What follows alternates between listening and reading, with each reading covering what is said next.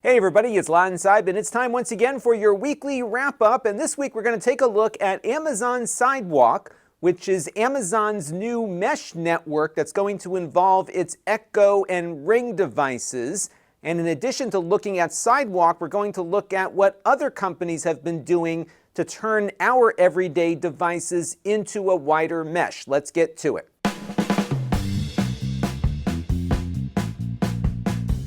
Now, I do want to let you know, in the interest of full disclosure, that I do upload videos to Amazon and live stream over there, and I earn revenue through their affiliate program doing those activities. However, they are not reviewing or approving what you're about to see before it was uploaded, nor are they paying for what you're about to see either, and all of the opinions you're about to hear are my own. Now, I went down this rabbit hole thanks to a viewer, Anthony Biacco, who sent me this tweet the other day asking me to look into this, and I did. And what's funny is that I haven't been following this all that closely, but apparently about 6 months ago, I got an email from Amazon telling me that one of my gazillion Echo devices that I use here around the studio is going to be getting this feature enabled shortly.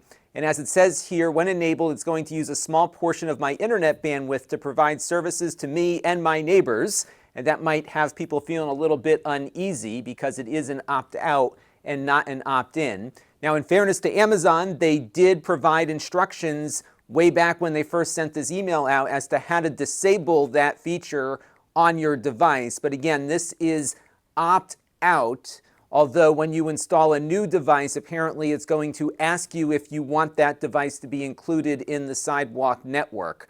Now, what is Sidewalk? Well, there's a good amount of information that Amazon has put together on their website. There's a general consumer page that you can see linked here on screen, and then they also have a white paper that dives into the security model that they're using here as well. And in many ways, this is going to work similar to how the Apple Find My network works with their AirTags. So what it consists of is an endpoint, a gateway, a network server, and an application server.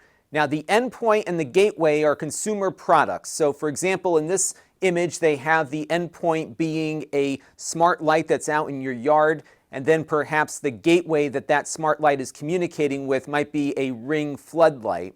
And they have some more information here in the white paper about what frequencies it uses to communicate. So this is not going to be a Wi-Fi extender. It's going to use something called LoRa, which runs here in the US on the 900 megahertz frequency. And it's either going to use that LoRa or Bluetooth Low Energy.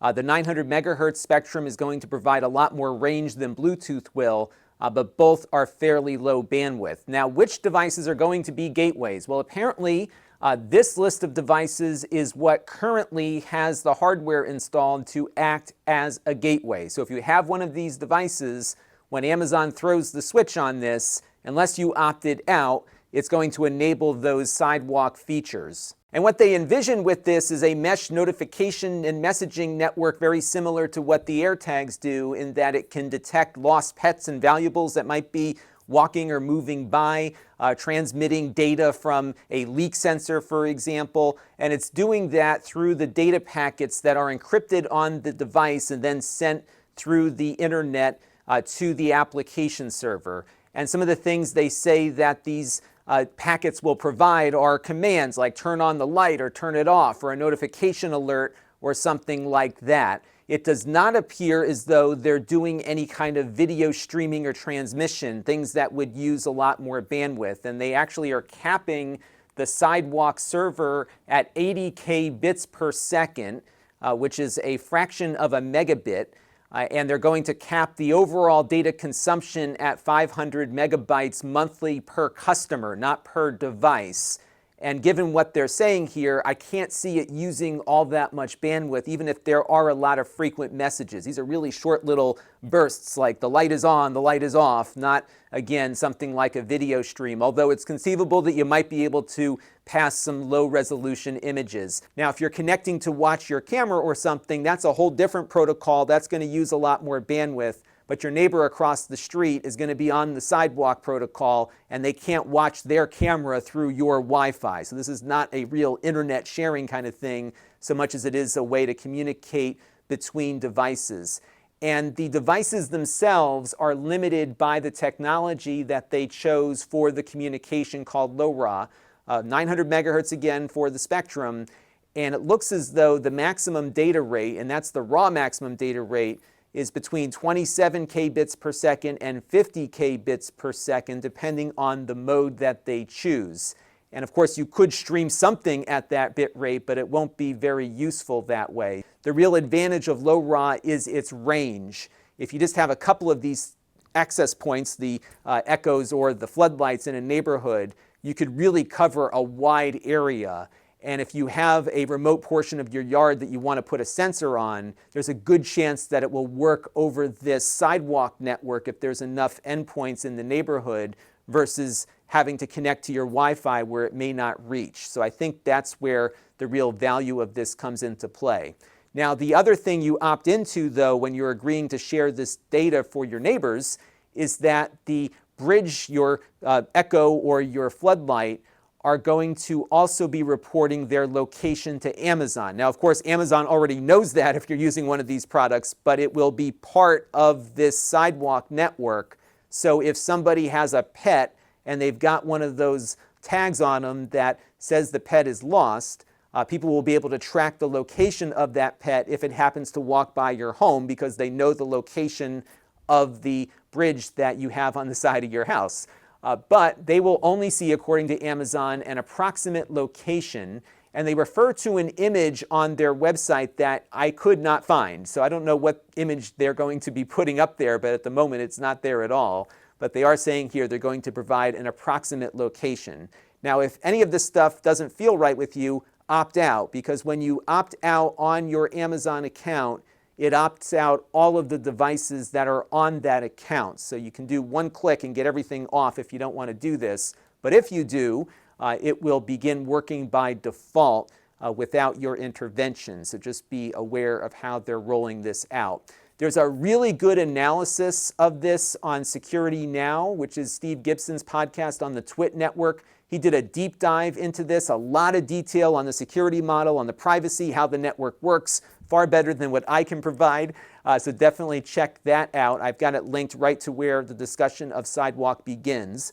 So I would definitely suggest diving into that if you're interested, because I think he did a very nice job of, I think, tamping down some of the hysteria around this. There are certainly things to be concerned about, but you know, it's not as bad as I think the press is making it out to be. So have a listen and let me know what you think down in the comments section. Now, this whole controversy may be rendered moot at some point in the very near future, because in low Earth orbit right now, there is a satellite constellation called Swarm that communicates over this LoRa technology with IoT devices on the ground. It is very affordable because, again, it's not very high bandwidth, and the huge range of this technology makes it very easy for a low-powered device on the ground to communicate with a satellite overhead. I hadn't even seen this before I started looking into this whole Amazon thing. And you can learn more at the swarm.space website to see how this works. I think right now it's kind of limited to industrial applications, but given how little bandwidth is required to send these little messages back and forth, I can see this really becoming something more significant, and maybe Amazon will end up acquiring them at some point. Now, I wanted to bring up the AirTags because this works very similar to how Apple's Find My network works, which is that when I'm out and about with my backpack, if I put my backpack down somewhere and an iPhone user happens to walk by, that iPhone is going to tell Apple where it saw my AirTag without the iPhone owner's consent, because they opted in everybody. I don't recall ever seeing an email like I got from Amazon telling me that my device was going to be part of this mesh network, but everyone's iPhone is. You can dive into a menu and disable that feature, but it's on by default. So just about every iPhone out in the field is currently tracking the location of these AirTags, and soon they're going to be tracking other stuff like bicycles and other things that will have this AirTag technology embedded inside of them. And it works pretty well. I planted an AirTag in my wife's car and it was getting picked up all over the place. You don't know who's picking it up, but you do know where your item was last seen, and it gives a very specific address as to where you might be able to find that. And it also appears that this AirTag technology is built into iPads and iPhones and Macs as well. And I got this comment the other day from a viewer who said somebody knocked on his door because the iPhone that he had in the house happened to pick up an iPad that was marked missing that happened to be going by in the car of whoever took it. And this guy knocked on his door saying, "My iPad is in your house." And thankfully, he said he was able to reason with the person and they decided to just leave it be. But this is the kind of concern that I have for all of this stuff. And Apple provides a very specific location versus the more generalized one that Amazon says it's going to provide. But either way, even a general location is enough to have somebody knock on your door. And I think that's a concern that is a valid one that these companies have to figure out how to best approach. Now, you might be surprised to learn what else your phone might be doing without your direct knowledge. And a good example of this is Google and Google Maps. So if you've ever used their real-time traffic data, that data is not coming from a helicopter like the radio station has. It's actually coming from phones that are in cars. And those phones are constantly reporting their location back to Google. Apple does the same thing. And if it detects that a lot of phones are stuck in one spot, it will indicate that there's a traffic jam, and that's how this traffic thing works. They also use this to figure out how busy a particular business might be at certain hours of the day. So here's a McDonald's that I pulled up, and you can see at the time I was looking at it on a Sunday afternoon, it was busier than usual. How do they know it's busier than usual? There's more phones in that McDonald's than there usually is, and they're able to map that data out over time. And this is all happening in the background without your direct knowledge, and you consent to it at some point when you set up the phone for the first time, buried in that long list of things that you agreed to on the privacy policy. Some guy in Germany by the name of Simon Weckert did a really fun experiment where he took about 100 phones and put them in a wheelbarrow, and he very slowly walked down a street, creating a virtual traffic jam because Google interpreted that to be 100 phones stuck in traffic. So there are some ways maybe to game it if you wanted to. Another thing Google has done is used Wi-Fi access points to get a greater amount of detail to their location information. So when they were out doing all of their Google Street Map stuff, they were also picking up what Wi-Fi access points were in range of the vehicle that was driving around. And they used that Wi-Fi database along with GPS coordinates to zero in on where you are exactly. And that's how when you're sitting at home, it knows exactly where you are, even if you're indoors and you're not able to receive signals from a GPS satellite. Wi-Fi data is a real key part of that. They did stop this practice. Now I guess they do it through mobile phones when they're docked at their home base, again through the same things that you agree to on the traffic side of things. But that's a big part of how they got the location data working the way it does. And there was a way to opt out of it from this CNET article from about a decade ago, and they wanted you to change the name of your access point to No Map so that you would be kept off the list. Now this next one has always bugged me a bit, although I will admit to using it from time to time. This, of course, is the Xfinity Public Hotspot, and this is something that by default runs on every residential and small business internet gateway that Comcast rents, yes, rents to its customers. So you are paying for this thing to be in your home or business, and then you're allowing Comcast to provide service to other people rent-free, but we'll get to that another time. And the way this works is essentially any Comcast customer will see this Xfinity Wi-Fi thing broadcasting itself out of your house, and they can connect to it. You can find more information on this page here. I don't know how they segment the traffic. My hope is that inside the gateway there are two physical interfaces to keep everything air-gapped, but I'm not sure about that, and I would love to get some comments from you all as to how exactly they segment the traffic out safely here, because this has always bugged me that somebody could just connect to the device inside of my home and get on the internet. They've recently, during the pandemic, opened this up to everyone, but it's been limited just to Comcast customers. And if you go on the Comcast website, they actually have an app that you can download to find these things that are, again, running inside of private businesses. Thankfully, the residential ones are not listed on the map, but many of the addresses that I was pulling up on the map around my area were at places that are not necessarily open to the public, but they're being shown as being a public Wi-Fi access point that the general public could go and use. So it's something that's always kind of concerned me, because I don't know if every business owner on this map realizes that they're being advertised as a free Wi-Fi access point. Now, on the residential side and the business side, you will see this Xfinity Wi-Fi show up on your list of available networks. I, of course, have turned it off on my end. My new service doesn't even have it as part of the gateway.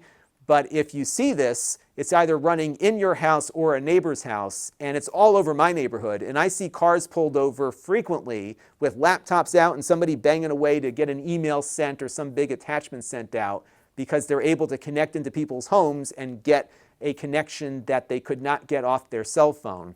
And it is what it is, but it's always kind of bugged me that Comcast does this without the consent of the user. Now, this next one is something I hadn't really thought about until I stumbled across something the other day.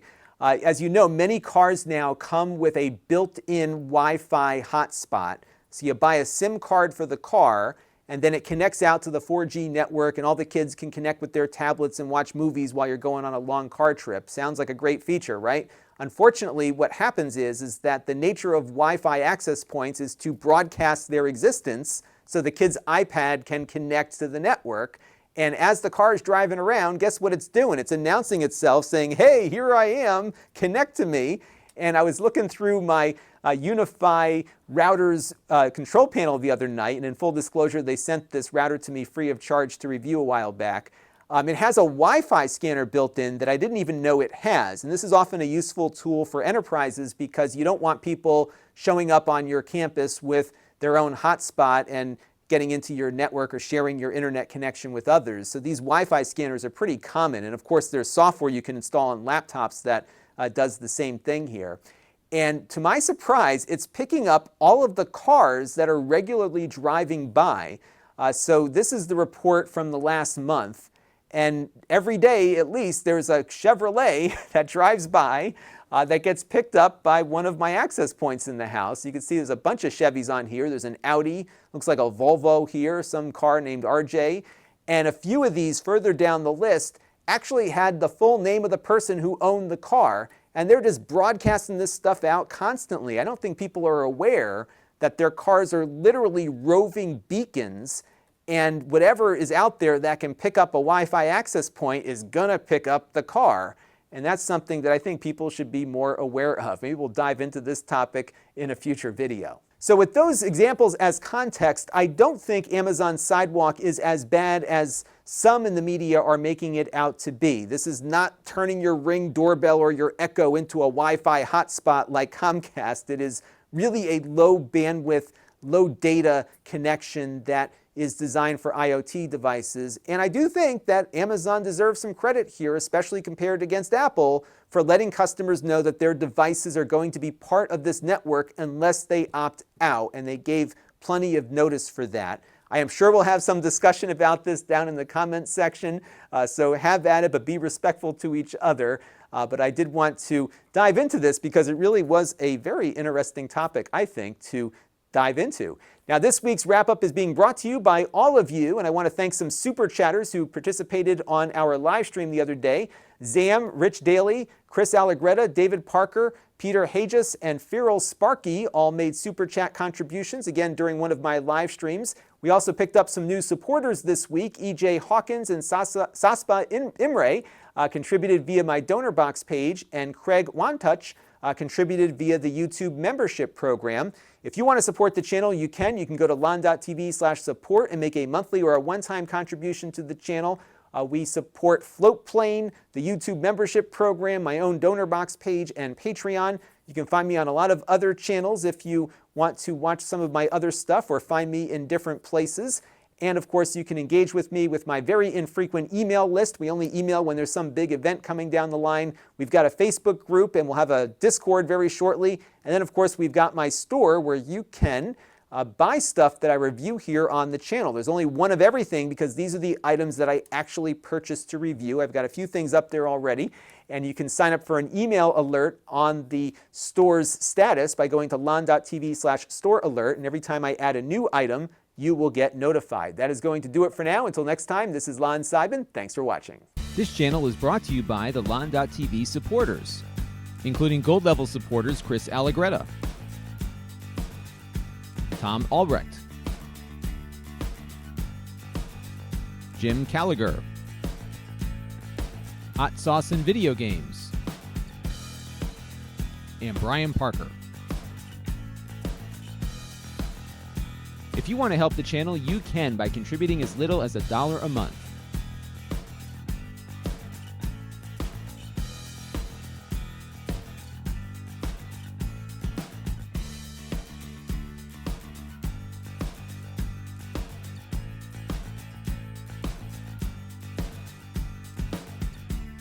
Head over to lon.tv/support to learn more.